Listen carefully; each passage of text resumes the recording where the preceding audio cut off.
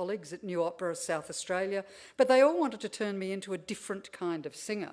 All I wanted to do was sing the way I sang and not hurt my voice. So I make a connection here with marketing.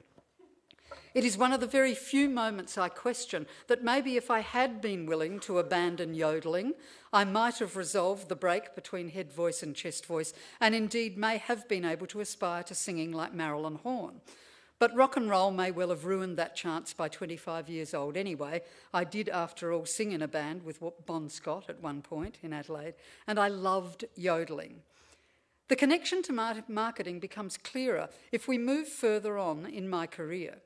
Every time I tried something new, there were fans of the old stuff who demanded that I stick with that. Because I'd written, recorded and performed a heap of songs by the time I was introduced to Brecht, those who loved the feminist diatribe demanded that I stick with that, and they got angry that I wanted to move on to this new interest.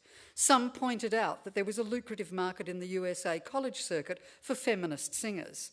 I wasn't interested in a lucrative market that demanded that I only make one kind of music. When I started to write for the stage, there were a number of people who told me I should stick to singing. Richard Werrett was one of them. Even though the cabarets I put together were successful and financially successful for Nimrod and Belvoir Street, it was the principle of the thing. Darling, as a singer, you're a star. Stick to that, dear. Here I find echoes of the women I portrayed in A Star Is Torn, such as Judy Garland and Marilyn Monroe, who were supremely powerful in front of an audience, but when they formed companies of their own so that they could be in greater control of their careers, they were laughed out of town. Incidentally, I believe that that irreconcilable tension was the cause of their untimely and premature deaths.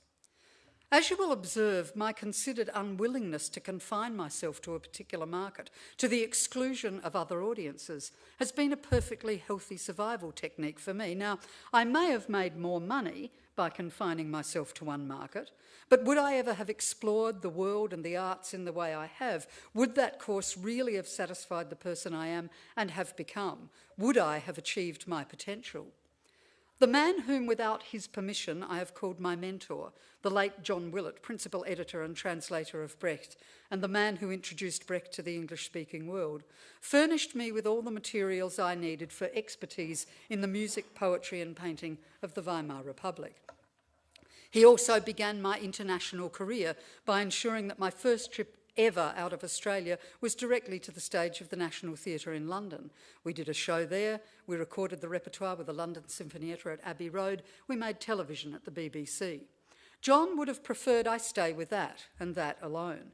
He thought things like A Star Is Torn were okay, but essentially a waste of my time. It brings back one of the two famous